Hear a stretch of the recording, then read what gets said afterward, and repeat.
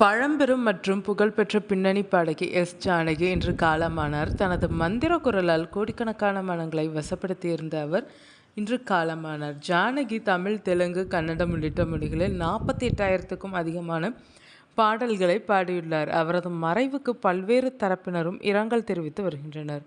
மைசூரில் ஜானகி வசித்து வந்த நிலையில் இன்று மாலை திடீரென மூச்சு திணறல் ஏற்பட்டு அப்போலோ மருத்துவமனையில் அனுமதிக்கப்பட்டிருக்கிறார்.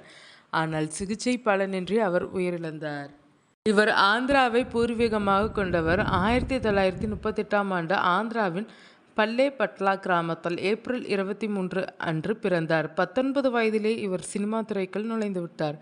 1957இல் வெளியான விதியின் விளையாட்டு என்கிற தமிழ் திரைப்படத்தின் மூலம் இவர் சினிமாவுக்குள் என்ட்ரி கொடுத்தார். தமிழ் சினிமாவில் இளையராஜா, எம்.எஸ். விஸ்வநாதன் என முன்னணி இசையமைப்பாளர்களுடன் இணைந்து மறக்க முடியாத பாடல்களை கொடுத்திருக்கிறார்.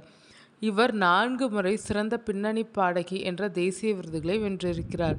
இதுபோக மாநில அரசின் கலைமாமணி உள்ளிட்ட பல்வேறு விருதுகளையும் வென்றிருக்கிறார். நீண்ட காலமாகவே பொது நிகழ்ச்சிகளில் பங்கேற்பதை தவிர்த்து வந்த அவர் தற்போது காலமானார். இவருக்கு ரசிகர்களால் செல்ல பெயர்களும் உண்டு. நைட்டிங்கேல் ஆஃப் சவுத் இந்தியா என ரசிகர்கள் அன்புடன் அழைத்தனர். எஸ். ஜானகி பல தலைமுறைகளின் மனதில் இடம் பிடித்த குரல். அவரின் மறைவு இந்திய இசை உலகிற்கு பேரிழப்பு.